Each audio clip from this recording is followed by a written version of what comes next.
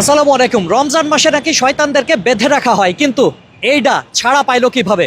গতকাল থেকে নেটিজেনরা ফেসবুকে এরকমই স্ট্যাটাস দিচ্ছে। কেন তারা এরকম কথা বলছে, চলুন বিস্তারিত জেনে আসি। বাংলাদেশ জামাতে ইসলামী রাজনৈতিক নিবন্ধন বাতিল। রুবাইয়াত ফাতেমা তরি ব্যবসায়ী হিসেবে যার পরিচিতি গড়ে উঠেছিল ফেসবুক লাইভের মাধ্যমে, কিন্তু হঠাৎ করেই তার মনে হলো রাজনীতির ময়দানে নামা দরকার। এই ময়দানে সবে পা দিয়েই তিনি এমন এক দাবি তুললেন যা নিয়ে রীতিমতো শোরগোল পড়ে গেছে। জামায়াতে ইসলামের নিবন্ধন বাতিলের দাবি জানিয়ে এখন তিনি টক অব দ্য কান্ট্রি। এখন আবার নিজেকে দুধে ধোয়া তুলসী পাতা প্রমাণের চেষ্টা করছেন তিনি, যা এখন নেটিজেনদের হাসাহাসির কারণ। তাই প্রশ্ন উঠেছে, মানুষের কি সুখে থাকতে ভূতে কিলাই? ব্যবসাটা যখন ভালোই চলছিল তখন কি দরকার এসব বিতর্কে জড়িয়ে মানুষের গালি খাওয়ার?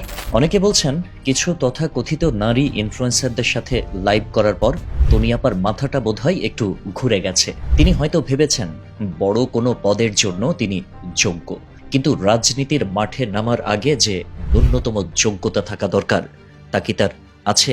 নেটিজেনরা অভিযোগ করছেন, ইংরেজি তো দূরের কথা, তিনি সংবিধান শব্দটাও ঠিকঠাক উচ্চারণ করতে পারছেন না। সংবিধান বলে হাস্যরসের জন্ম দেওয়া এই নারী যখন স্বাধীনতার দূত সাজেন, তখন সাধারণ মানুষের কাছে তা স্রেফ তামাশা ছাড়া আর কিছুই মনে হয় না। তনির ব্যক্তিগত জীবন নিয়েও কম আলোচনা নেই।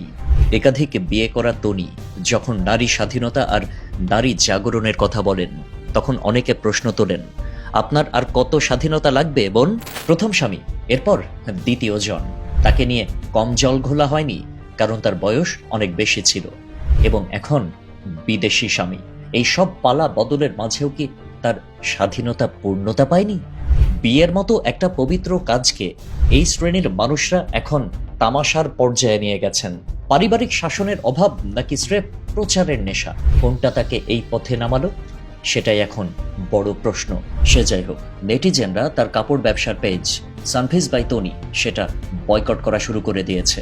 অনেকে অর্ডার ক্যান্সেল করছে, তার দোকান থেকে আর জিনিসপত্র কিনছে না। তনি নিজের মুখেই বলেছিলেন তার 14 গোষ্ঠী আওয়ামী লীগ। গত নির্বাচনেও তিনি আওয়ামী লীগের জন্য ভোট চেয়েছিলেন। সেই তনি এখন গিরগিটির মতো রং বদলে বিএনপিকে তেল দিতে ব্যস্ত। মানে 360 ডিগ্রি ঘুরে গেছে মুহূর্তের মধ্যে। আসলে এ ধরনের মানুষদের কোনো নির্দিষ্ট আদর্শ নেই। এরা যখন যাকে ক্ষমতায় দেখে বা যে দলের পাল্লা ভারী মনে করে তাকেই তোষামোদ করতে শুরু করে।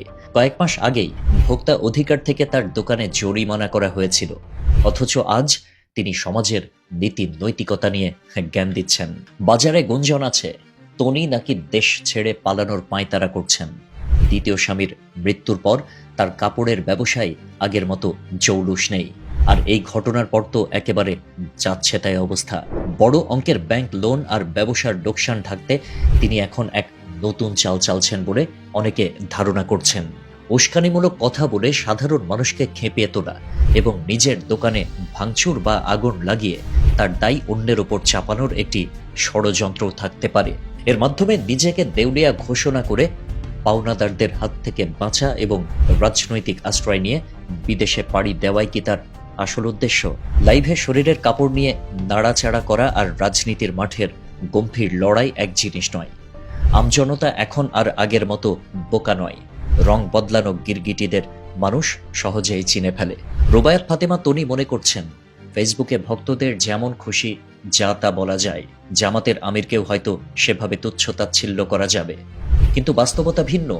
সাধারণ মানুষ ইতিমধ্যে তাকে বয়কটের ডাক দিয়েছে। সময় থাকতে সংযত না হলে এই পতন হয়তো ঠেকানো কঠিন হবে। আল্লাহ হাফেজ।